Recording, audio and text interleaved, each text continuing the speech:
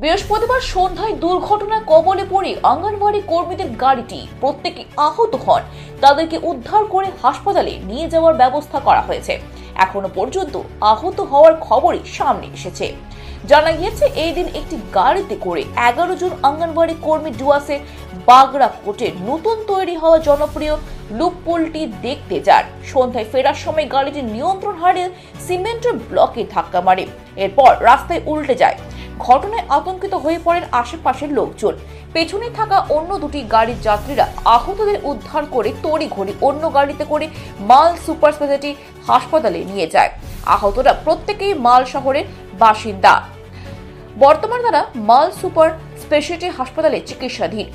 ঘটনার খবর পেয়ে মালবাজার হাসপাতালে পৌঁছান পৌরসভা চেয়ারম্যান স্বপন সাহা, কাউন্সিলর সুরজিৎ দেবনাথ সহ আরো অন্যান্যরা।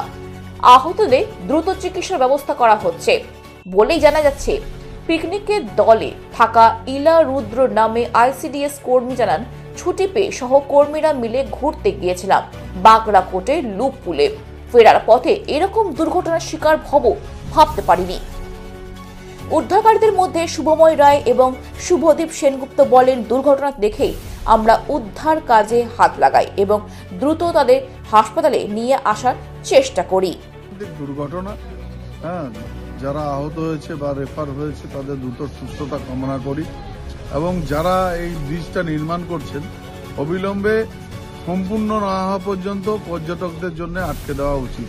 তার কারণ ওখানে অনেকটা অংশেই প্রোটেকশনবিহীন এবং এই প্রোটেকশনবিহীনের জন্য আরো বড় সড়ো দুর্ঘটনা হতে পারে, যার জন্য এটা পর্যটন জায়গা, এখানে পর্যটকরা আসবেই এবং এটা মরশুমও চলছে পর্যটন, যার জন্য আরো সতর্কীকরণ হওয়া উচিত এবং ওখানে একটা প্রোটেকশন যাতে ওখানে সম্পূর্ণ না হওয়া পর্যন্ত কাউকেই যাতে অ্যালাউ না করা হয়।